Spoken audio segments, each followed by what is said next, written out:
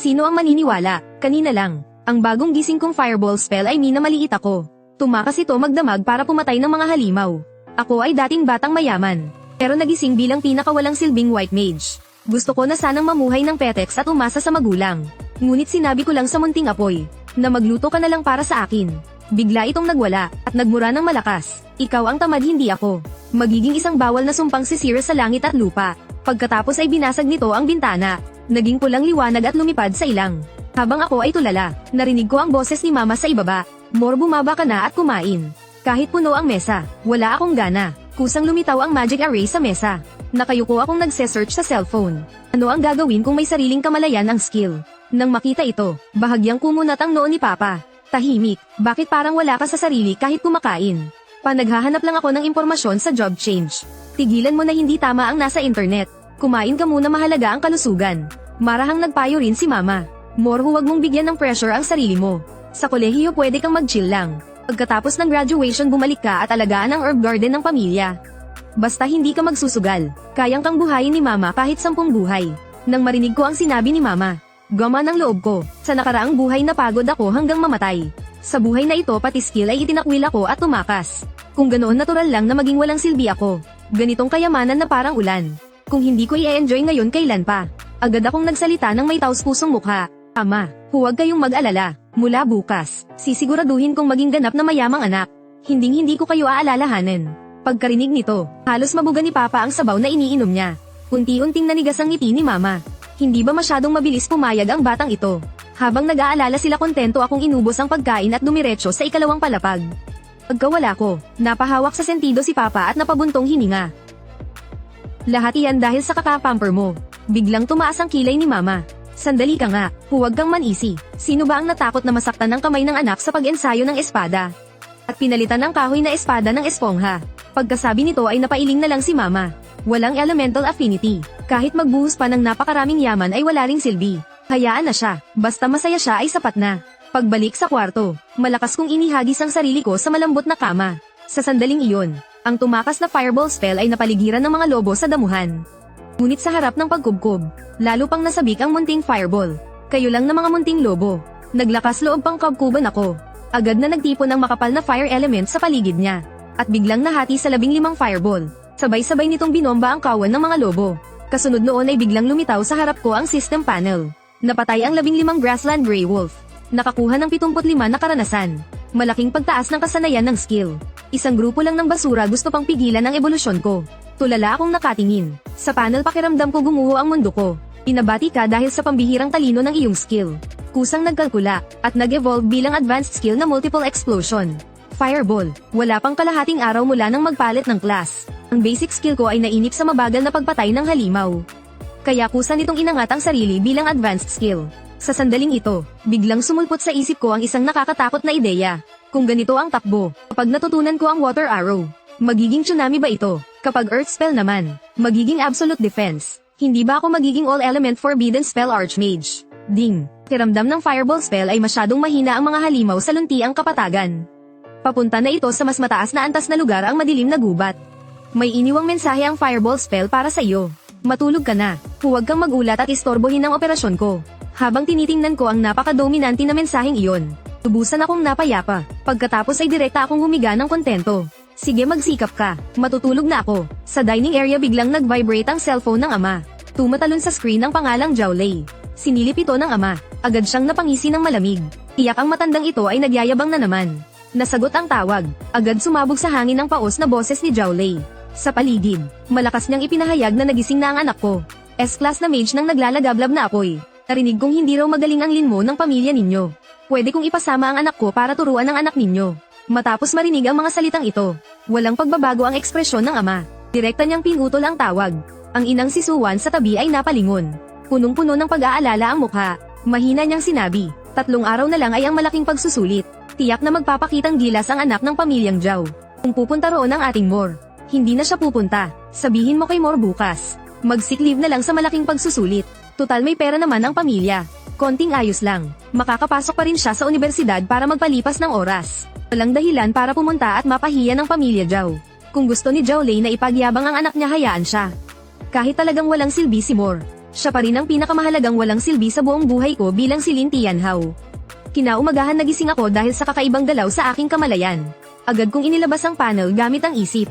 Pinakita ng panel. Umabot na sa level 3 ang antas ko. 3 level ang itinaas sa isang gabi. Kahit sa mga mayayamang pamilyang punong ng resources ito ay pambihira. Bilis. Bumaba ang aking tingin. Sa seksyon ng Fireball Spell. Nakalagay na nagpapahinga pa at may kasamang mapag-utos na mensahe. Pagod na pagod ako. Bilisan mong maghanda ng pagkaing may fire element. Kung hindi magwiwelga ako. Hay, ito ba ay skill? Parang kumuha ako ng isang Panginoon. Mula sa ibaba tinawag ni Mama ang almusal. Naghuni-huni akong bumaba. Sa mesa kakakuha ko pa lang ng tinapay. Biglang tinitigan ako ni Mama ng 2 segundo. Pagkatapos ay agad niyang itinaas ang kamay at nagpakawala ng detection spell. Sa sumunod na sandali napasigaw siya. More, level 3 ka na. Bigla ring tumayo si Papa. 2 level ang itinaas sa isang gabi. Sa ganitong sitwasyon, handa na ako. Nagpakita ako ng taus-pusong itsura. Kinamot ko ang ulo ko at sinabi na palihim akong lumabas kagabi para mag-level up. Kahit isa lang akong white mage. Kahit ang babong ibon kailangang pumagaspas muna. Pagkarinig nito mariing tinapak ni Papa ang balikat ko. Mabuting anak may ambisyon. Pagkatapos ay agad tinawag ni Papa ang personal guard na si Ye Honggayu. Inatasan niya itong samahan ako palabas ng lungsod para mag-level up. Kaligtasan ang una. Mukhang hindi na may iwasang lumabas ng lungsod. Kapag nagising ang fireball na lolo sa loob ko. Kung walang halimaw tiyak na magwawala. Tutal siya naman ang nagpa-farm ng halimaw. Kahit saan ako mag-AFK at humiga ay pareho lang. Nang maisip ko ang mensahe sa skill bar, ay naisip akong ideya. Lumingon ako at tinanong si Mama. Ma, may almusal ba na mayamang fire element? Halimbawa fire fruit o karne ng Crimson Flame Beast. Pagkarinig nito agad na natuwa ng gusto si Mama. Meron, basta kakain ka. Kahit atay ng dragon sa langit ikukuha kita. Palipas ang 10 minuto, isang pulang pusong prutas ang nalunok. Umikot ang mainit na agos sa loob ng katawan. Agad may umalingaw-ngaw na ungol sa isip ko. Sarap, palayain mo na ako. Susunugin ko ang lahat ng halimaw sa ligaw. Busog na busog. Tumingin ako sa nag-aalalang mukha ni Mama. At sa mukhang punong-puno ng saya ni Papa. Kumaway ako. Sabay sabing Mama Papa mamaya ulit. Mamayang gabi kakain ako ng stir-fried Crimson Flame Dragon. Young Master mangyaring manatili sa likod ko. Samantalahin lang ang tsansa para sa huling atake. Ang awa sa mga mata niya para sa isang white mage. Pinagwalang bahala ko na lang. Biglang may aninong kumislap sa gubat. Sumugod palabas ang Shadow Wolf. Malakas na hinagis ni Ye Honggayu ang kanyang mahabang binti. Matinding na pinsala ito. Young Master ngayon na. Bahagya kong ikanaway ang kamay. Sumirit palabas ang fireball. Kahit sugatan na ang Shadow Wolf. Gumamit pa rin ito ng blink skill dahil sa instinct. Gumulong ito sa gilid. Ngunit kalmado ko lang pinanood ang fireball. Makikita ang fireball na sana ay sumablay. Biglang huminto sa ere. Pagkatapos ay gumawa ng U-turn. Naglakas loob ka pang umiwas mamatay ka. Sa ganitong tanawin, napako sa kinatatayuan si Ye Honggayu. Punong-puno ng gulat ang mga mata. Ito ay ikalawang antas ng mental guidance. Samantalang nakapasok lang ang kamay ko sa bulsa. Tila misteryosong nag-uutos. Ano pa ang hinihintay mo? Ituloy mo. Sa sumunod na kalahating oras, naging kakaiba ang eksena. Nakahanap ako ng baluktot na puno at naupo. Naglabas ako ng cellphone at naglaro. Samantalang si Ye Honggayu ay parang masipag na tagabuhat. Isa-isang inihahagis ang mga sugatang halimaw mula sa iba-ibang anggulo. Habang naglalaro pa rin ako, isang makamandag na gagamba ang sumugod para patayin ako. Sabay nito, isang fireball ang lumipad mula sa gilid ko. Eksaktong pinasabog ang lasong perlas. Nang makita ito tuluyang nanigas si Ye Honggayu. Sa paningin niya, tila isa itong pambihirang teknik ng sabay na pag-iisip. Palubog na ang araw. Umalat ang gintong liwanag. Lumitaw ang system interface. Binabati ka umangat ang level mo sa 5. Lumapit si Ye Honggayu na pawis na pawis. Ang tingin niya ay mula sa awa naging paggalang. Young Master 2 araw pa lang level 5 na. Nakakatakot ang bilis na ito. Pangunahing dahil mahusay mag-akit ng halimaw si Ate Ye. Sige alis na tayo. Uwi na at kumain ng stir-fried Crimson Flame Dragon. Pagkarinig ng pagkain, mas excited pa ang boses sa isip ko kaysa sa akin. Bilisan stir-fried Crimson Flame Dragon. Kainan na. Ang itim na off-road na sasakyan ay huminto sa harap ng aming bilya. Kakababa ko pa lang, sabay-sabay yumuko ang 2 hanay ng mga kasambahay. Maligayang pag-uwi Young Master. Sanay na ako rito. Diretso akong pumasok sa bulwagan. Mabilis akong sinalubong ni Mama.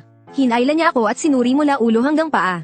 Nang matiyak na wala man lang gasgas. Saka lang siya tumango ng kontento. Mukhang maayos kang naprotektahan ni Honggayu. Tara kain na. Sa 5 metrong hapagkainan, bumungad ang napakalakas na fire element. Agad na nagwala ang fireball spell sa isip ko. Atay ng fire dragon iyon atay ng fire dragon. Isubo mo na sa akin. Nabuburyong na ako. Binaliwala ko ang mainitan na ulo na skill. Dahan-dahan kong kinuha ang isang piraso ng atay ng fire dragon at isinubo. kasabay ng pagpasok ng mataas na purong fire element. Sa wakas ay kumalma ang kaguluhan sa kamalayan. Uminag ang maayos na atmosfera sa mesa. Naglabas si Mama ng gintong VIP card. At iniabot kay Ye Honggayo. Bilang pasasalamat sa pagprotekta, ngunit matigas na tumanggi si Ye Honggayo. May komplikadong ekspresyon sa mukha. Pagkatapos ay inilabas ang cellphone at binuksan ng isang video. Magalang ang tono ngunit may bahagyang panginginig. Ginang ng commander. Sa totoo lang hindi gaanong konektado sa akin ang mabilis na pag-level up ng Young Master. Pag napanood ninyo ito mauunawaan ninyo. Ang ipinapakita sa video ay kaninang umaga. Ang eksenang naglalaro ako ng mobile game habang gumagawa ng fireball. Nang makita ito, si Papa Lin Tianhao ang isa sa pinakamalakas sa Shanghai City. Ang kamay na may hawak ng chopsticks ay bahagyang nanginginig. Ito ay ikalawang antas ng mental guidance. At ginagawa pa habang sabay ang dalawang gawain. Ang karaniwang mage ay kailangan pang mag-ipon ng lakas bago makapag-fireball. At tutok na tutok pa sa target. Samantalang ang antas ng microcontrol ng sariling anak. Kahit ang mga henyo na may S-class na talento ay malamang hindi kaya. Iyan ang sinasabi ko. Iyan ang sinasabi ko. Ang anak ko ay may taglay na potensyal ng isang dakilang emperador. Namula ang mga mata ni Mama. Tinakpan ng bibig at napasigaw. Walang elemental affinity. Direktang kinokontrol ang trajectory ng Skillmore. Ikaw pala ay itinago ito sa amin ng matagal. Ramdam ang naglalagablab na tingin ng mga magulang. Halos mabulunan ako sa sabaw. Kaya nagkunwari na lang akong napaubo. Paligoy-ligoy ang sagot. Naglalaro-laro lang naman. Ang mahalaga ay napakahalaga ng promotion match. Wala akong oras para tumingala at tumingin sa mga halimaw. Pagkarinig nito mas lalo pang nasabik si Papa. Napakagaling ng basta-basta lang. Pagkasabi nito iniikot ni Papa ang pulso. Isang scroll na naglalabas ng lilang itim na aura. Ang malakas na inihampas sa mesa. Ito ay dungeon scroll ng mahirap na antas na Haunted Ancient Castle. Dahil may ganito kang microcontrol na talento, ngayong gabi linisin mo ang dungeon na ito. Tungkol naman sa mga kakampi, naayos ko na para sa iyo. 4 na bahagyang naiilang na kabataan. Nakatayo sa ilalim ng marangyang kristal na ilaw. Halatang natigilan sa engranding tagpo ng mayamang pamilya. Umaway si Papa patungo sa akin. Halika Mor, ipapakilala ko sa iyo. Itinuro ni Papa ang malamig na batang babae sa unahan at ipinakilala. Ito si Xia Qingyu, isang malakas na water mage. At siya rin ang pinuno ng pangkat na ito. Pagkarinig nito lumapit si Xia Qingyu. Magalang ngunit malamig na nakipagkamay sa akin. Sa likod niya ay ang Shield warrior na si Wang Meng. Ang ranger na si Zhang Kai. At ang priest na si Liu Weiwei. Pagkatapos ay ngumiti si Papa at nagpaliwanag. Ang mga ama ng mga batang ito ay dati kong mga tauhan. Kilalang kilala ko, walang duda sa kakayahan sa laban. Pagkasabi help siya ay pumalakpak. Agad lumitaw si Ye Honggayo. Bitbit ang isang set ng kagamitan na may kahel na liwanag. At pumasok sa bulwagan. Sa sandaling iyon, napako ang mga mata ng 4 na kabataan. Si Zhang Kai ay napalunok pa ng laway. Ito ay legendary na Zien set. Ang Diyos na kagamitan para sa mga mage na wala pang level 5. Sa gitna ng mga matang puno ng inggit at paghanga, parang isang inutil na ibinuka ko ang 2 braso. Hinayaan si Ye Honggayo na pagsilbihan ako. Nang maisuot ko ng maayos, iginalaw ko ang aking mga braso. Ang kumikislap na magic robe ay naging mga bituin ng liwanag. At agad na naglaho sa loob ng katawan. swak din pala. Salamat Ate Ye. Kasabay ng pagkapunit ng espasyo. Kaming 5 katao ay pumasok sa Ghost Ancient Castle. Samantalang si Ye Honggayo ay nagbantay sa pasukan ng dungeon. Agad bumungad ang madilim at nakakatakot na pasilyo. Sumasayaw ang ghost fire. Bilang kapitan agad pumasok sa kondisyon si Xia Qingyu. Maayos ang utos. Wang Meng sa unahan. Zhang Kai magbantay sa dilim. Lin Young Master manatili ka lang sa gitna. Malinaw na sa paningin niya. Ako na nakasuot ng divine gear. Ay isang mascot lang na kailangang protektahan. Wala akong pakialam sa ayos ni Xia Qingyu para sa akin. Sa halip ay naglabas ako ng fire attribute na mani. Kumakain habang naglalakad. Pagkarinig ng sinabi niya, hindi na nakatiis ang fireball spell sa isip ko.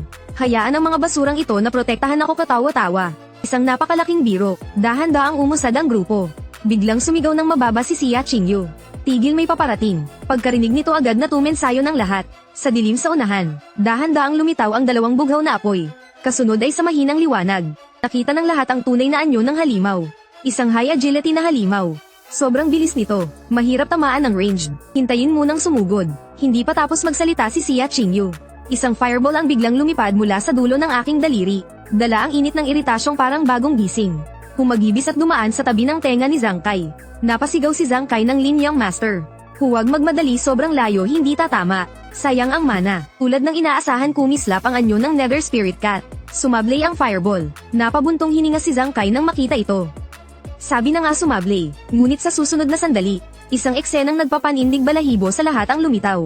Ang fireball na malinaw na lumampas na, ay biglang huminto sa ere. Umiwas ka pa. Umiwas pa talaga. HMP sinuway ng fireball ang pisikal na inersya.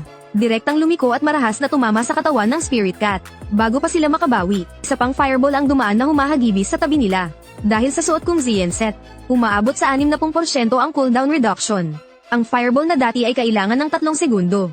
Ngayon ay 1.2 segundo na lang. Halos kasabay ng pagsabog ng unang fireball. Ang ikalawang fireball ay humagibis na palabas. Sinundan agad ng ikatlo. Pilit na umiwas ang Nether Spirit Cat.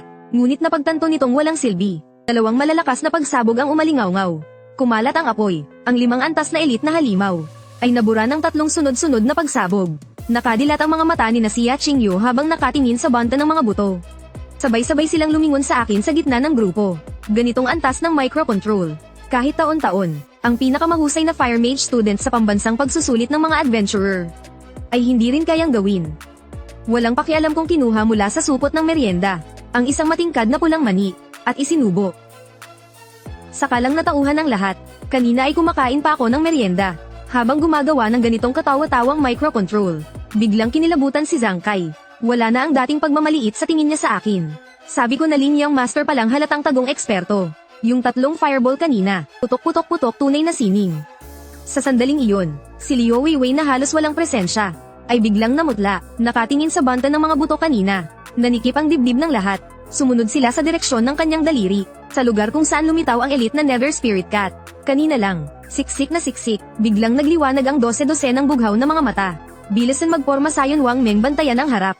Zhang Kai pigilan ang kaliwa. HM ang taktikang utos niya, ay muling naputol ng pamilyar na ugong. Isang kahel-pulang fireball, ang diretso at walang liko, ay sumugod patungo sa 12 ng Nether Spirit Cat. Napasigaw si Xia Qingyu, linyang master masyado kang nagmamadali. Ngunit sa susunod na sandali, malakas na nang inig ang fireball sa ere, at biglang nahati sa 15. Parang ulan ng naglalagablab na bulalakaw. Boom boom boom boom. Umalingaw-ngaw ang malalakas na pagsabog sa sinaunang kastilyo. Namula sa apoy ang mga mukha ng lahat. Hindi pa tapos 6 na segundo pa lang. Muling bumagsak ang ikalawang alon ng apoy. Wala pang kalahating minuto, 12 ng halimaw ay naging abo. Xia Qingyu, tulala na nakatingin sa mga banta ng durog na buto sa unahan. 12 ng kapantay na antas na mga halimaw. Ayon sa orihinal niyang inaasahan, kailangan sana ng buong team na magtulungan. Maingat na maghilahan ng 10 minuto. Pero ngayon, wala pang kalahating minuto, tahimik na ang mundo. Muling sabay-sabay na tumingin ang lahat. Sa akin na patuloy na kumakain ng merienda. Medyo nahiya ako sa mga tingin. Kumakain lang naman ako ng merienda at nanunood. Lahat ito gawa ng munting apoy.